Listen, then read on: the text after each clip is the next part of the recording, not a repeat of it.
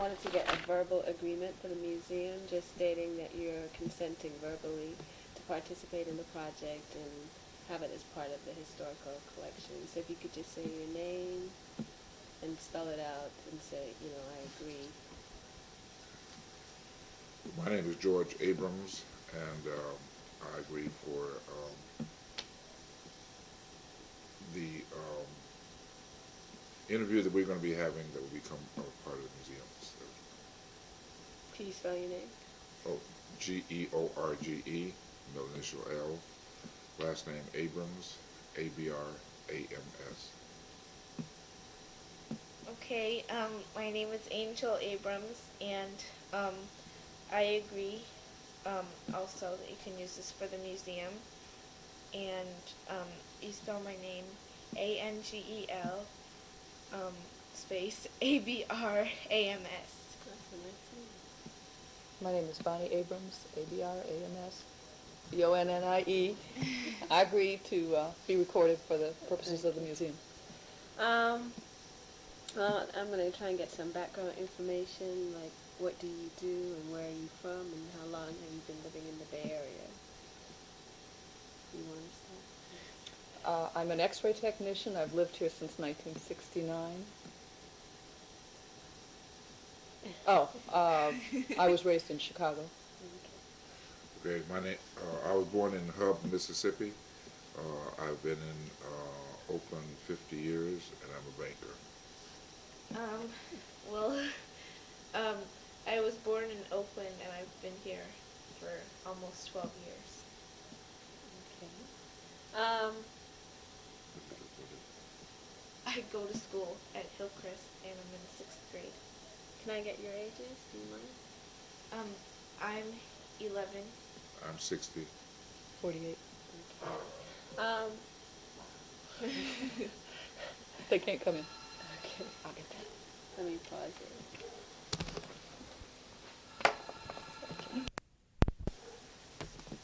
Okay, I wanted to get a little history about this current house, whether you owned it and how long you've been living here. And also, what number house this was, whether this was your 4th or 5th house or, whatever. This house here. Yeah, this particular house. Okay, hold a specific question. The specific question was, how long had you been living here and prior to the fire? And I guess I'm using the basic assumption that this house was rebuilt from the fire. Right. Okay. We moved in November 16th, 1984, and it burned on October 20th, 1991. We've been back since June 18th of 1990. What year is this? 3. And, yeah, we own the house. And was this, what number house was this? Was this your first home, your second home? Well, it's my second house, and we moved here when I was 2. And well, right after the fire, we stayed in a hotel for about a month, and then after that we stayed in a house right off of Piedmont Avenue. For a year and a half. Yeah. What about before we moved here when you were 2 years old? You were 1 year old. What did we do? We lived on 44th and Market, and You owned that house? That's the house I grew up in. Hmm. So what does this house symbolize to you all? Are we talking about the rebuilt or this originally, address? yeah, We're talking about this originally. address. You got about that. Yeah, that's a It's lot hard of to, different. yeah. Oh, Believe me. wow. Okay. When you originally bought this house, and did you perceive that you would stay here for the rest of your lives, or was this your Yes. final purchase? Yes. When we originally bought the house prior to the fire, it was our dream house, quote unquote, our dream area, quote unquote, because we're not from Oakland, but we wanted to move quite candidly from 44th to Market. I grew up there. This was our But this house was built when you bought it. Right. It looks so neat now, it's hard to. It was But about a 35-year-old house when was we it- bought it. Really? Mhm. Could you describe the house before and what you liked about it when you bought it? Do you remember? Well, the main thing that we liked about it was the trees, the views. It really was the urban forest. We had 30-year-old rhododendrons and azaleas, and just you barely noticed the house because it was completely covered with these gorgeous flowers that took absolutely no effort. When you grow up in Chicago, you spend all year trying to get 6 weeks worth of flowers. Here, you spend all your time just trying to cut them back. There was so much. So, I mean, the physical beauty. My husband does not travel at all. Does not like to fly, doesn't do bridges, doesn't do anything. He's going to be in Oakland forever. Like you said, I lived in a lot of places before I got here. When I got here, I realized this is home for me. I would never leave Oakland either. So it was real clear we wanted to live in Oakland. We wanted to live not across the freeway, but close to downtown, close to the lake. Both of us met about a block from Lake Merritt on our jobs, and just real strong Oakland ties. She goes to an Oakland public school. We work in Oakland, live in Oakland, that sort of thing. So that we never looked anywhere but here. This was probably, once we decided that we had to move from 44th and Market, the drunks were sort of falling asleep, on the curbs, and she was getting old enough to want to play in the streets. I believe that this was probably the only house George looked at, and maybe the second one that I looked at. And as soon as we saw it, we said, if we can get it, this is it. I told the real estate broker, which I know, where I want to live. I mean, bedroom, the general layout of the house. And don't even talk to me, don't call me. I'm not going out on Saturday, I'm not going out on Sunday, I'm not going at night. You find the house you want. And we didn't hear from her for a year. Oh, no, we didn't look that long. Well, no, when she did show us something, I told her to go look. I'm not even going to look because I'm not that kind of person. But when we drove up here, I'll never forget the day we did, and came up Romany Road thing, and I looked up and saw the house, and I saw it, because I am from Mississippi and from the country, swamps. I could see that this area represented and what were some of the happiest times of my life, and I just knew this was the house for us. This is the only house I looked at. How big was the house in terms of bedrooms, family rooms, etc.? Prior. It's the same house, except we added a powder room, and we finished the basement. It had an unfinished. And some of the rooms are switched. Yeah, but I mean, it's the same Basic. footprint and the same number of. So how many rooms? Bedrooms? 2 bedrooms, 2.5 baths.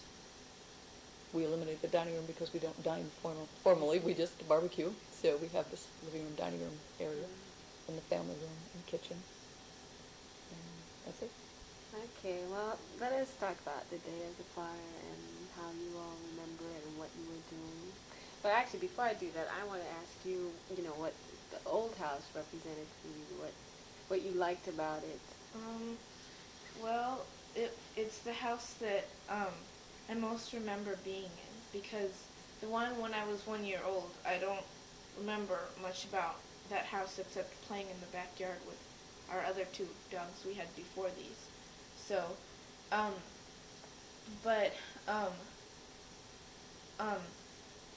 my memory anytime, like, I think back on different things, the house that we lived at was at this house. And so, This was basically the place you grew up. yeah. So you want to talk about the day of the fire? Well, my mom and I were coming back from a church in Berkeley, and when the church got out, we looked at the sky and we thought there was like going to be a storm coming, because from Berkeley,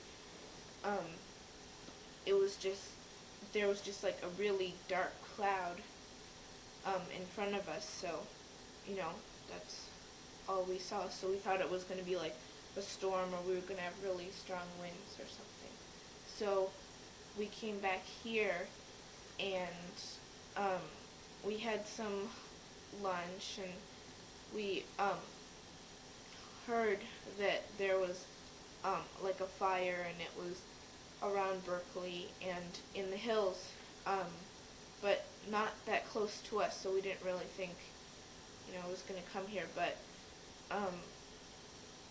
you took the hose, and she was outside, like, watering down things, trying to get the roof, and our next door neighbors from over there, their house isn't rebuilt yet, but they were helping us get the roof wet and things like that. Could you say what the exact address of this house is? 5850 Romany. Okay, and what are your recollections of the day? Well, Angel did very well. As we were coming up Ashby, trying to get home, all of a sudden, everything in front of us was a fire truck. And being from the Midwest, the sky had turned so black, it looked like a tornado to me, except by then you could smell it. And I was seeing bright red spots, and it would just dawn on me, oh God, that's a house, it's a house. But we were on the other side of the freeway and on the other side of Temescal. So I just, we drove home, and I fixed sandwiches. She was out there writing a poem. And, but, what I should say was when I woke up that morning, about 7 o'clock, I walked these dogs, and it was the hottest, windiest day that I'd ever seen up here at that time of day. I knew it was very different weather, but I wasn't aware before that this weather comes seasonally. We've had a couple days like that since, but I hadn't known any before. So I knew that there was something strange. So we were out there eating our lunch, and finally a police car. None of the neighbors were home except this woman who was out of the country, I think, or out of the state. Her brother was out there watering. And I thought, well, that's really sort of selfish because they need this water over there in Berkeley. We don't need it over here. So, but then I started to get worried because you could start to see sparks and stuff. So I said, well, I'll do this for a while. And then a police car came down Romany Road and said, well, you should evacuate. And I thought, well, okay. And a lady I've never seen before came running down Romany Road, and she said, would you give us a ride to the Emeryville hotel, some hotel in Emeryville? And I thought, well, I'm not driving all the way to Emeryville. I've got these two big dogs. I said, but I'll take you, off the hill here down to Broadway if you want to go. And she said she had called a taxi, but she didn't know if the taxi could come up. And she said, that's okay, I've got dogs too. And she went running back to get her dogs, I thought. And well, then I saw the taxi coming up the hill, so she left. So I thought, well, the only thing I could think of was, well, if they're going to make us leave, and I didn't think our house would burn still at this point. It was like, well, this is going to be a fire drill, like there'll be a lot of smoke in the area, and they need for us to get out of the way of the firefighters.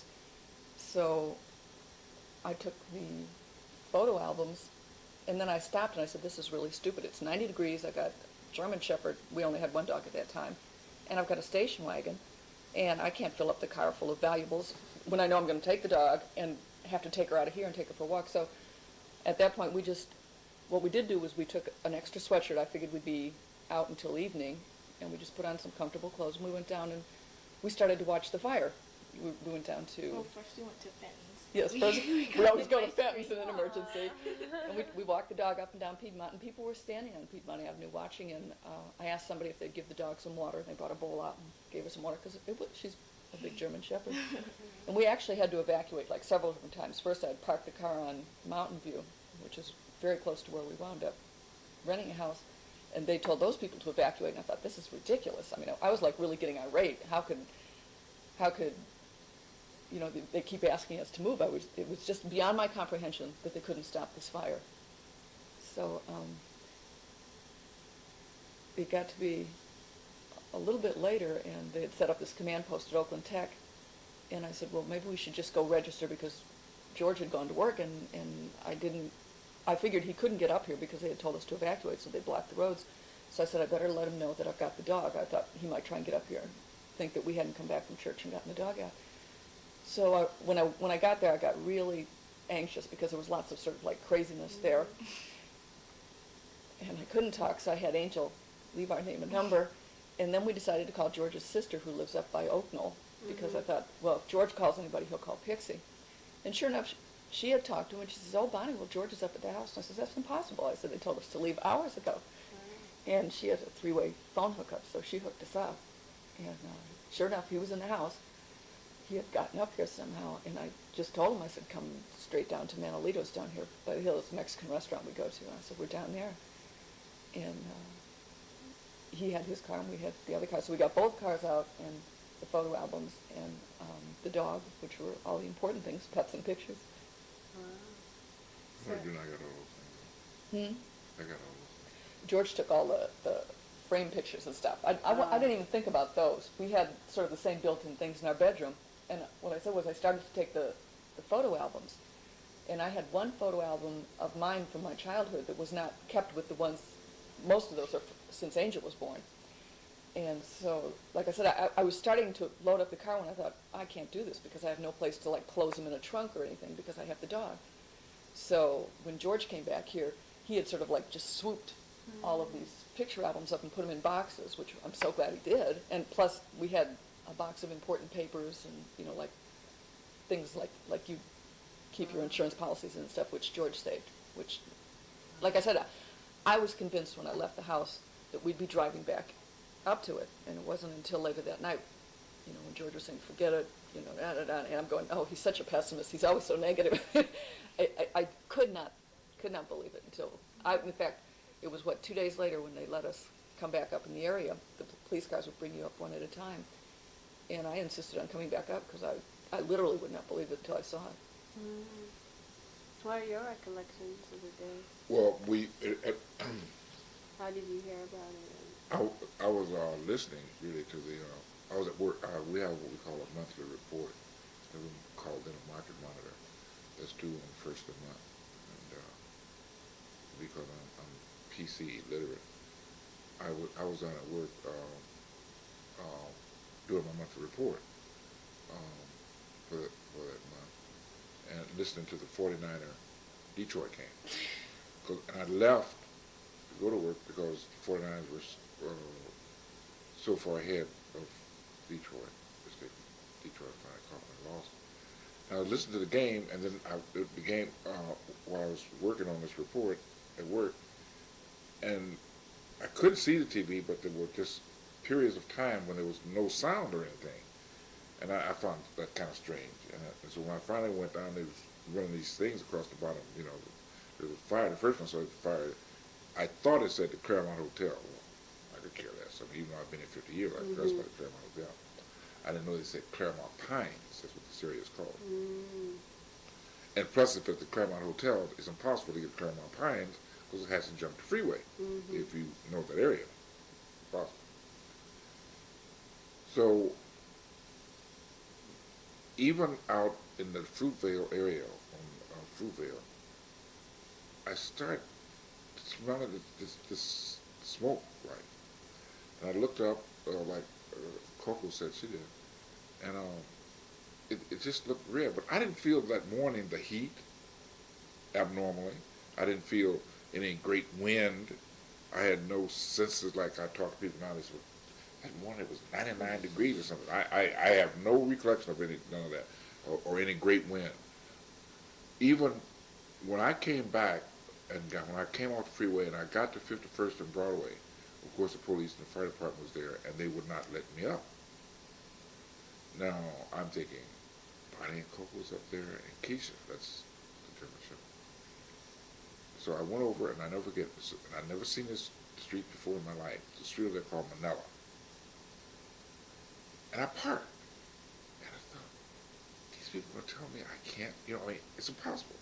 So I remembered, and unless you've been open for a long time, you would know this. The old streetcars used to run up and down College, up and down Broadway,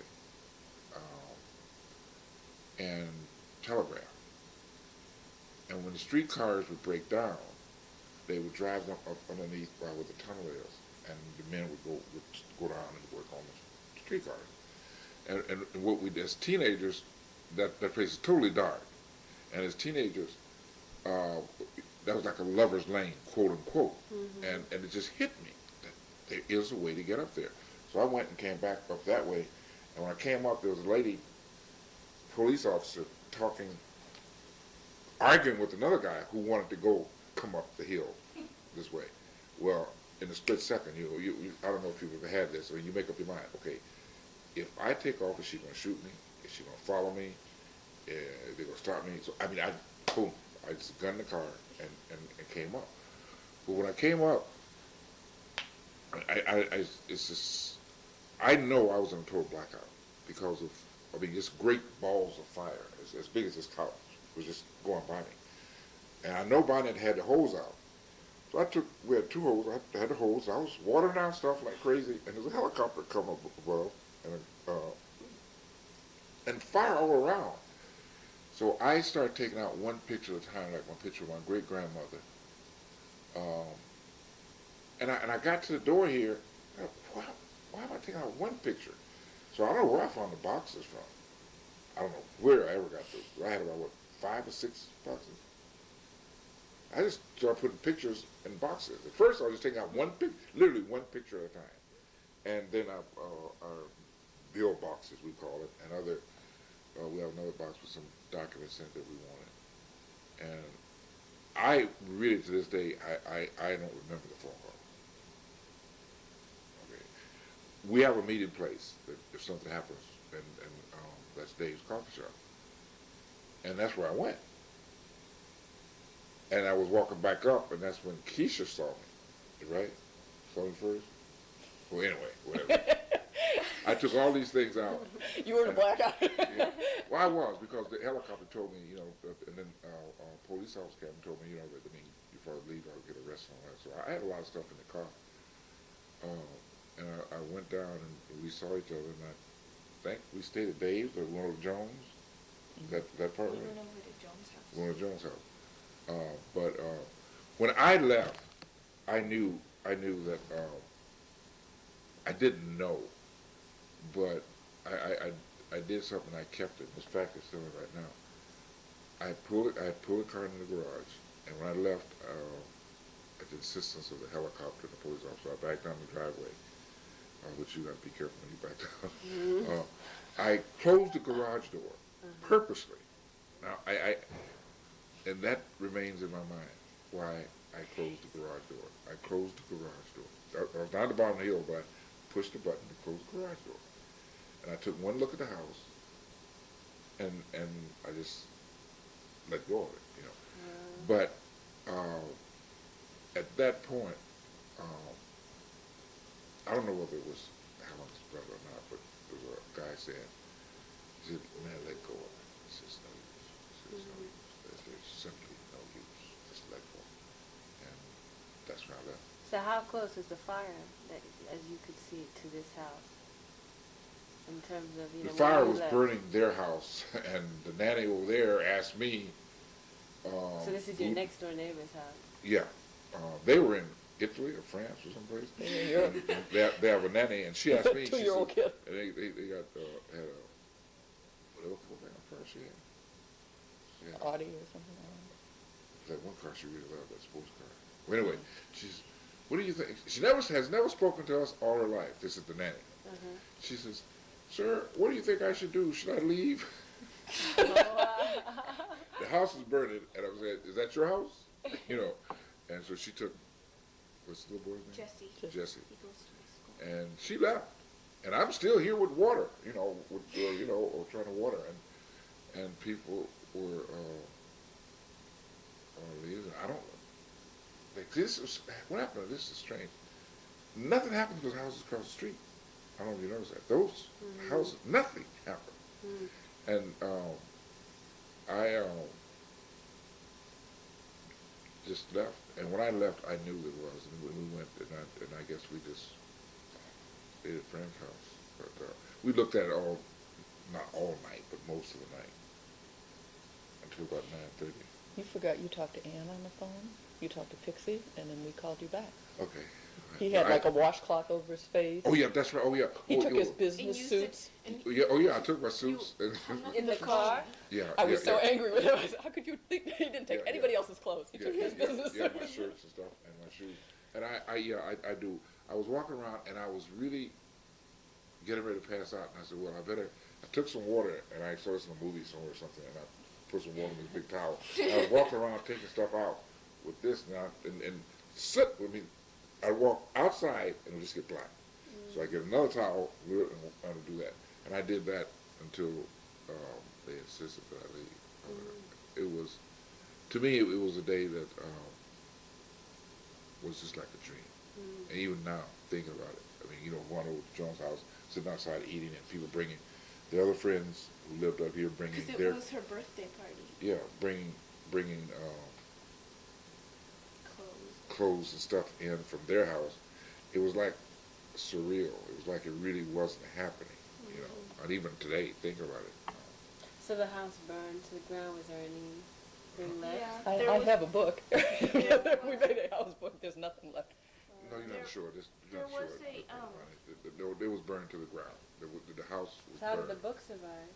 No, No, these it was just- are we pictures took that we pictures gathered for after. the insurance company. Pictures of the house before, pictures right after, during the rebuilding, and the finished. We have just a book of the my rebuilding bike process. was left. What was that? Well, my bike The was frame left. of your bike. Yeah, in the back. We have a barbecue pit in the back, and what was left was like the brick barbecue pit, and her bike was leaning against it. We must have sort of. Wow. The But- rubber It But was I down to wouldn't. the foundation. I wouldn't come up here. When Charles saw me on the second or third day, whenever they would let us back up, and he says, "George, he says, you don't want to go. This is your house." So I didn't come. I went right back down the hill and went somewhere. She and Coco, they came up with in the police cars, and I didn't go up here maybe for 3 weeks, a month. In fact, prior to us started rebuilding, I was only up here, as I recall, 3 times. I just could not. You cannot imagine, particularly Helen's house. Now, of course, we're accustomed to it, but her house. The community, in the sense of, it was like, I was in Korea, I was in the war, and I saw pictures of the war, and you said, this was worse than any picture I think you've ever seen in any war time. Because I often wonder how people can move back up and be the only house up there and everything else is. I couldn't live. You have to focus. Yeah. I agree with You you. have to focus. It would be too much. Your whole And neighborhood is gone. I was mentioning Charles, and he's a special person to us. He's dead now. The 26 people that died that day, my thinking, do not even come near the death toll of the people that died as a result of the fire, either heart attack or got hypertension something later. The divorces. Really, you have a lot of friends that have gone through stuff like that? Oh yeah. Oh yeah. Since the fire, or the fire played an important part in it, or I would say I believe Charles. Yes, definitely, without a doubt. There's no doubt in my mind. You can't just pick out the fire. You have to pick out the The process insurance afterwards. company, yeah. I mean, there was like this long drawn-out period where there was people. Where you had nothing. People had, it was a perfect time to reassess your situation. Are you going to stay or go? I mean, if everything you've built together has disappeared, then you look at your mate and you go, well, I don't know, you take your half. And I think that happened in a lot of cases. Well, I agree. A lot of people don't have the temperament to work together. And you have to sit down and you have to do lists and you have to decide, well, if you would rebuild the house, would you build it the same? Would you build it different? I mean, are we going to let your mother move in? Are we going to have the dog still? it's starting from all over. Yeah, I mean, it was, and the displaced feeling too. I mean, Homelessness. You had no home. I People really felt gouged for the you. people who got left with they didn't have, let's say they were away from their purse or whatever at the time and they had to leave. I mean, if you're down there on the street, you don't have an ID, you don't have $1, I mean, I think everybody in this area has felt a lot more empathy for the people that went through the floods, that went through the earthquakes, went through the hurricanes, because our destruction was very clean, and by that I mean everything was burned to a crisp. There was no question. The insurance company didn't fight you. There was a lot of support in the community. Maybe they didn't fight us. I'm saying if you were a flood victim on the Mississippi Plain, you have to wait for the insurance company to come along, and you might be the 500th home to be reviewed, and they say, well, oh yeah, just because there's mud all over your walls and ceiling and furniture, that doesn't mean that can't be cleaned. I see. Ours was, Yeah. there was no question. You stand on our lot, there was a house here, and you got fire insurance. Next day you stand on your lot, there's no house, you're going to get something. Yeah. You know, we didn't know It's just a how. matter of working it out. Yeah, we didn't know how painful that process was going to be, but I mean, it was ours, as painful as it was, we put it in perspective. Mhm. There have been a lot worse disasters since Mhm. then. You put it in perspective. I never I did. do. I do. I would have rather had this disaster if we all have X amount of disasters to go Mhm. through. But Mm. Well, before we get into to the whole experience with rebuilding, I wanted to also just find out just the details of what occurred, you know, immediately after the fire, how you began to pick up your life in terms of like no clothes and, you know, what kind of support you got from community and friends, and also what you lost, basically. I mean, you were able to save pictures, which is something that a lot of people talk to me about losing and not being able to replace them. You know, their whole family, their whole history is gone in these pictures. But, you know, I don't know what other valuable items or mementos that you had that you might have lost. The one thing we lost, and I got to mention this because this needs to be in. My father was a unique man. He had 17 brothers and sisters. He was the youngest male. Mm. And he kept a Bible right up until he died. It was about this thick. That had the names of every one of his brothers and sisters and their spouses, and also their offspring. Okay? And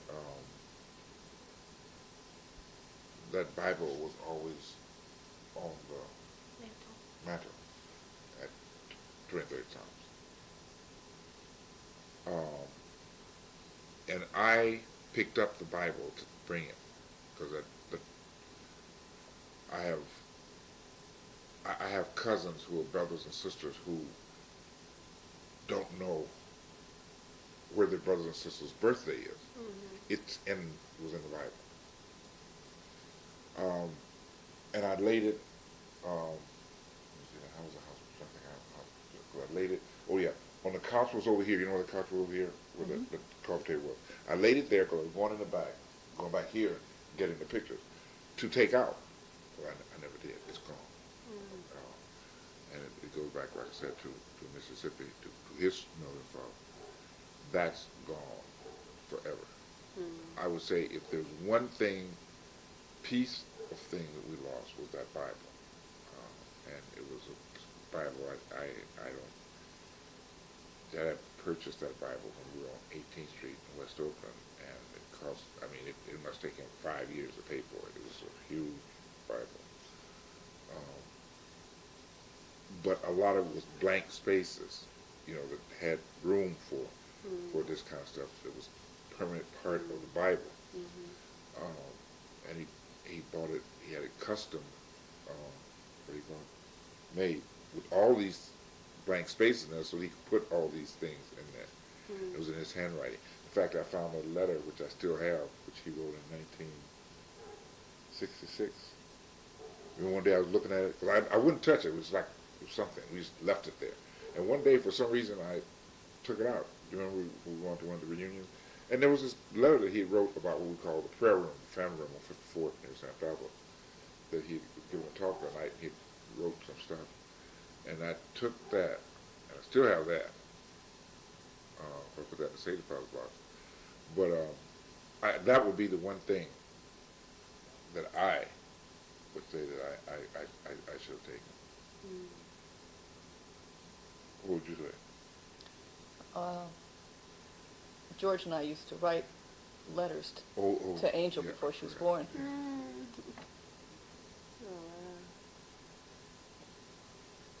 I mean, all the other stuff, it just comes down to is Yeah, it got sorry about replaced that. and some of it got better. Mm-hmm.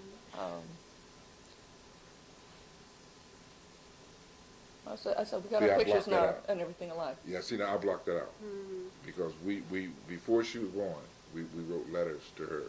Mm-hmm. And after she was born, and the day she was born, when I went back to the house by myself, when I was cleaning up the house, I wrote letters to her telling her what I'm doing, and I'm doing for her, and how she would find the world as she grew up, and as a result of an interracial marriage, the kinds of of things she'd be faced with. Mhm. And I don't know how many pages. Because I forgot about that. See, certain things like that I just blocked out. Mhm. But So. you did get a chance to read them, did you? Um, No. Oh wow. no, I remember one time, And you I read was it. about to go to bed. Yeah, and Yeah. you, and you read a couple of pages to me. Yeah. It was silly though, because I wasn't even born yet. It's kind. It's really, really touching. See, things like, see, I blocked that out, because that was very important for her, and for all time. But, Another thing that is irreplaceable to me is my mother died 6 months after Angel was born, and she was a seamstress, and she made needle points, and she did the Serenity Prayer and the Lord's Prayer and something else, and we had them framed, right by the doors and stuff, and it's funny, when you've got a house, you don't think of your pictures as on the walls. You think they are, They're part of the wall. Yeah, so it wouldn't have occurred to anybody. I mean, I guess people that buy great art or something, I remember the people next door were very upset. She kept saying, if I'd have just had 15 minutes, I'd have known which pictures I was going to take and stuff. I mean, her art collection is important to her. But to me, it would have been, I don't have any of Angel's schoolwork to save for her. From before that. Right. Obviously she was mid-4th grade, and we were very lucky. I mean, a lot of people in her class, maybe there was 12 or 15 kids, lost their homes just in her particular class, and maybe a third of the school. So the people that didn't lose their homes and had copies of school pictures or whatever, provided those, which was very supportive. It was nice not to have gone through this alone. That was the other point, was that it's much better if you're going to lose everything to lose it with a bunch of people. So. Yeah. My parents are kind of going through that with the earthquake. I mean, their house did not fall completely down. However, their deductible on their earthquake insurance is what they have to pay to fix it. But it's like they can't. It's a natural disaster. You can't. That's right. You can't control stuff like that. So there's a certain way that even though it's difficult, you have to just kind of. And I've been talking to a lot of people who have been able to put it into perspective. It's a very difficult thing to be homeless all of a sudden. One day you're in your house, and the next day well, you're roaming the streets. Well, that's one thing I felt. I felt homeless, and I felt inhumanity to man during that period of time. And see, I had the opposite experience. Well, yeah, that's you. Maybe you, like you said, maybe I'm negative, but I No, I'm a crisis junkie. I think I sort of get excited. I get, I've never been through this before, and how are we going to do? And I think that, like George says, what happens when we get in a bad situation is you go into almost shock. And I was very aware of, all of a sudden, here's the Red Cross, and all of a sudden, George has worked for his company for years. I had worked for my company for years. Very supportive company. I mean, people were bringing us bags of clothing and dishes to our office. Angel School was like the community resource center for this area. I mean, if anybody had anything, what can we give you? The fire department in Piedmont, for Halloween, they had a wonderful party where the kids went trick-or-treating, and they came home with 40 pounds of See's chocolate and stuffed animals. I mean, it was like, we started getting worried that she had too much. We went from nothing to, by Christmas time, we had moved into this hotel, like we said, for a month while we were trying to find a place because we needed a fenced yard with this dog. And the three of us were living in a motel room. There was no more room in the motel room. I mean, people they don't kick us out of there. George's relatives, he comes from this huge family, go down to the store and buy clothes and just charge it or whatever you need. The neighbors that were still here, I felt extremely bad for them. Like I said, they're living, like you said, across from this Martian landscape, and now, and it was dark up here, and there was no power up here, and here we were, Angel and I were, it was surreal. We would be in the hot tub at the Executive Inn, a week later from losing everything, and there were parts of it, it was just all completely up and down. There was no steady progression to normalcy. It went from just nuttiness. But really, really, we were so taken care of. I mean, people were so sympathetic, and people were so supportive. And the Oakland Tribune was wonderful. I don't know if people say that. Every day they told, there were numbers to go to, places to call, places to I visit. worked there at one time too. Fantastic. The CDRC, I mean, the way that Oakland pulled together, I was so proud of us. That was the other thing that I felt bad about the people in Southern California. That's way too big an area for them to possibly organize like we were. This is like 5 miles. You know, I would say for the first year, 3 or 4 nights a week, I was at some church or another, with an insurance company meeting, with a tax meeting, with people, architects volunteering to give you advice, and plus by that time we knew immediately we were going to rebuild, so we were already into those type of plans. It was. Okay, so how did you guys decide to rebuild? I mean, you said you immediately knew you were going to rebuild. There was no question about it. You just decided that. Well, because we love Oakland. There's no We- place we we'd love rather. Oakland, and we immediately, if I had to do it again, I would.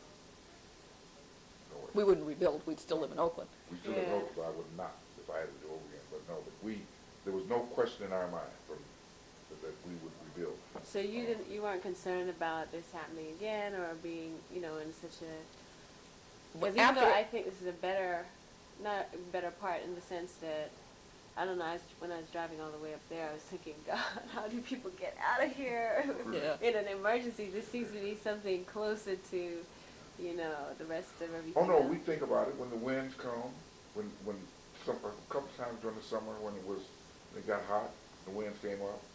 No, you think about it. I didn't look at the fire down south. The earthquake, I don't look at it. I haven't seen the movie. The movie, my sister taped it. Somebody taped it. I don't know who taped it. John taped it. It's in there. I haven't seen the movie. I don't know when or if I ever will. Maybe that's my denial system working. But the fire of the people, is that Larry? No, that was grandmother. Or the fire down south. I had no look at that too. Mm-hmm. I know some reading about it. The Phoenix Journal, which is now called the East Bay Journal, was this article that I thought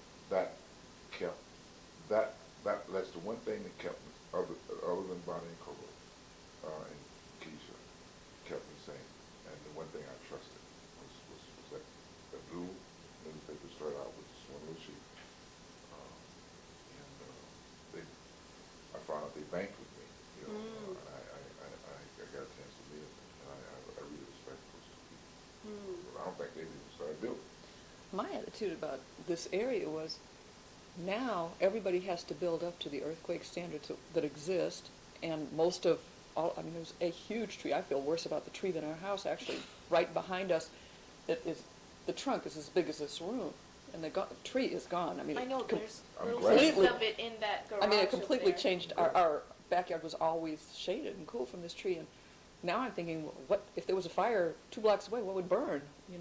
I sort of have that feeling. But the day of the Laguna fire happened to be the exact same conditions here, and there were helicopters with those buckets going overhead because there happened to be a fire in the hills that day, and that was the only day that I went out in the backyard and cried. I just went, Oh, how yeah. stupid could we At the be? school, they were telling us about it. Yeah. And we could the see day it. of the big earthquake, that Monday morning, George gets up real early, and I guess it was like at 4:30. So by the time I get up around 6:30, he's saying, come and look at this. Now, I've never done this before. I went out and got our earthquake kit and went through it with him. Oh, yeah. Which before it was just like in the closet, and we'll never use this. My plan always is get to the Red Cross. I mean, I'm bandaging nothing here. So how was it for you? I don't know, a lot of people have talked about children and how they're affected by the fire, and I don't know if, you felt comfortable about it or whether you cried or. A lot of people talked about that, but I didn't cry once about the fire. Yeah. I mean, there were a lot of kids in our class who lost their houses and other things, like their cats were lost and things like that. But it was more like the group was feeling it, not like one person was really thinking about, specifically, I lost my favorite pillow that was in my house or my favorite doll or something. You know, it was more of a group feeling. So, you know, I never really felt that effective. And I don't really know, because I read about, like, in newspapers and things that they had on TV about children who were really affected by the fire, and they went to counseling and everything, but I don't really know any kids like that, and I never really experienced any of that. So, how long did you stay in the hotel? Did you feel that in the hotel? A You didn't month. feel an isolation in the hotel? No. You had fun? Yeah, because one of Liz's friends was there from her school. Well, I didn't try to go, so I don't know. Because, a lot of people talk, when I asked about a hotel and how long you stayed there, because a lot of people, especially if you live in a house, there's a way that you're used to space and walking from room to room, and, sometimes you may wake up in the middle of the night and be bumping into things, or, totally losing sense of where you are and forgetting for a split second maybe that you're in a different We location. immediately went back to work, I should tell you, and Mhm. she went back to school. I mean, the school was closed for a week, but George, like, the next day was at work, and I took her with me, around all the meetings, and we would go into my office occasionally, so we weren't, like, hanging out at the hotel. And in the beginning at this hotel, almost everybody was someone who had been displaced by the fire, and we kept waiting for this one particular place to become open, so we were there probably the last family to leave, and a bunch of State Farm agents had taken all the other rooms. They were there on these teams, so it was very weird to be surrounded by these people who had become our enemies all of a sudden. And the hotel wanted to kick us out. We were Oakland residents. I've been in Oakland 50 years, so not that halfway. And because of Allstate or Farmers,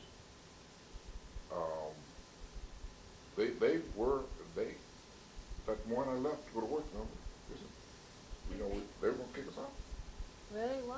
Oh, because there was Been less there room for a to, long time. for We were getting a special rate as fire